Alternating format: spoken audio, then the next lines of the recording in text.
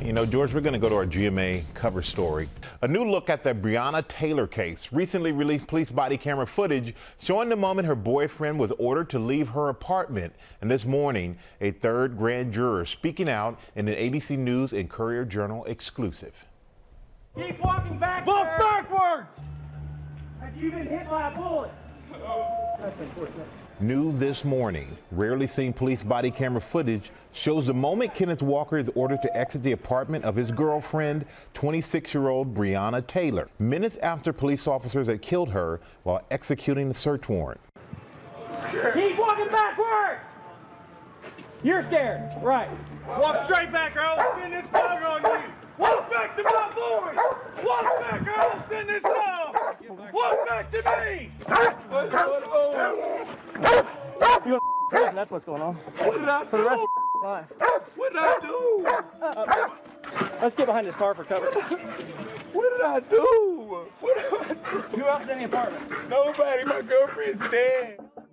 Walker said he and Taylor were in bed when they heard a loud bang at the door. Breonna said, you know, who is it? Nobody said anything. So at this time, we're getting up to put on clothes to see who it is. I yelled, "Police, search warrant, police, search warrant." Walker said he never heard police announce themselves.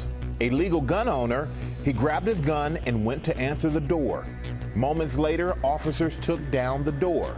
Walker says, unaware they were police, he let off one shot, striking Sergeant Jonathan Mattingly. Everything happened in milliseconds. Boom, boom, boom, returned 4 shots. What was your intent? To stop the threat, whatever that was. I wanted to get home to my family. It was just a hail of gunfire. And I grabbed Breonna and I dropped to the ground and I was holding her hand while we went down. There's one shot, but then there were 30 shots in return. So a lot of people would look and say, man, that seems a little bit excessive. It does seem like a lot. Are 30 shots normal? On this situation, I don't know how many were necessary. I mean, that's a hard one to tell because the initial shot barrage were so quick. Also new this morning, rare grand jury recordings from the Breonna Taylor case. We're not going to show all the videos, but just because of time. But Sergeant Cassidy's video is showing that. What's that, man? I said we got time. I said we have time. Juror number 3, in her first television interview, expressing frustration with the grand jury proceedings, alleging jurors weren't given all the evidence.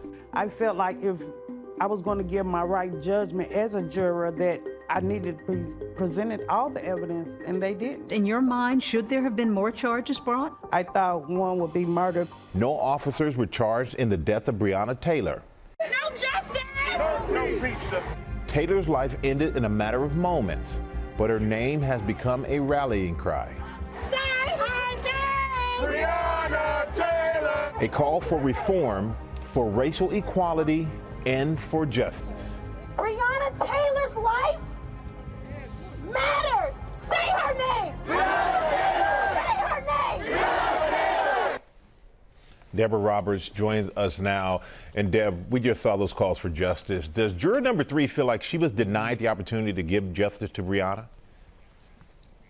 Well, that's exactly what she told us, Michael. She says that she's been haunted by this case because she felt that they just weren't given the opportunity. In fact, she says prosecutors seem to be rushing through some of the evidence, particularly the body cam video. And she famously said, "We've got time," because she thought serious charges were going to be coming. And obviously that didn't happen. Yeah, that didn't happen. So how did the grand jurors, how did they feel about the district attorney's decision not to file charges for Breonna's death?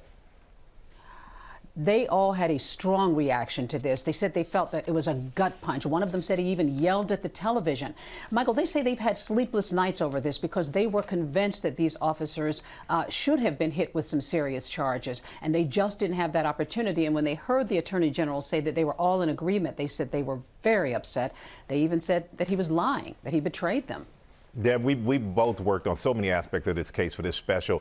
One of the most compelling parts of the story, and one that has not been told in this way, is the story of who Breonna really was. And we dug deep, Michael, and you will see these home videos of her. Family and friends wanted to paint a picture. They want people to know that this was a young woman who had a bright light to her. And you will see that in some of these videos. You'll see her being sort of sassy and sort of fun. They want people to know not just her name, but they want people to know who she was, that this was a person who deserved to live. And we'll bring all of that to you tonight in 2020, of course. Yes, we will. Thank you, Deborah Roberts. And Say Her Name, Breonna Taylor, a special 2020 event with Louisville Courier-Journal airs tonight at 9 p.m. Eastern, 8 Central, here on ABC. Well, hey there, GMA fans. Robin Roberts here. Thanks for checking out our YouTube channel. Lots of great stuff here. So go on, click the subscribe button right over here to get more of awesome videos and content from GMA every day, anytime. We thank you for watching, and we'll see you in the morning on GMA.